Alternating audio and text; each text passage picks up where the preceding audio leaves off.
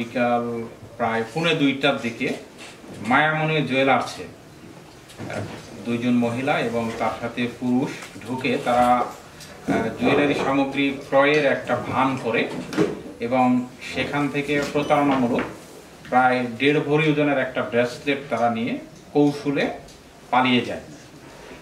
পরবর্তীতে সিসি ক্যামেরার মাধ্যমে এদের দেখা যায় যে দুইজন মহিলা এবং পুরুষ তারা মিলে তার এই দোকান থেকে ব্রেসলেটটা নিয়ে গিয়েছে। এই সংক্রান্তে মহাদেবপুর থানায় একটা মামলা রুজু হয়।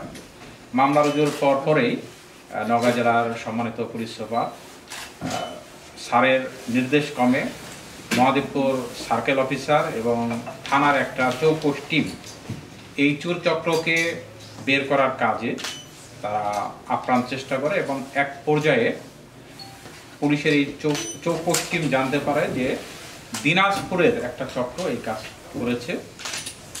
এর প্রেক্ষিতে এসপি স্যারের নির্দেশ ক্রমে গত রাত 3টার দিকে দিনাজপুর থেকে এই চক্রের সাথে সরাসরি জড়িত রাবিয়া বেগম, মনোয়ারা বেগম এবং রমজান আলীকে গ্রেপ্তার করা হয়। স্বর্ণ যেগুলো তারা বিভিন্ন জায়গা থেকে চুরি করেছিল এগুলো উদ্ধার করা হয়।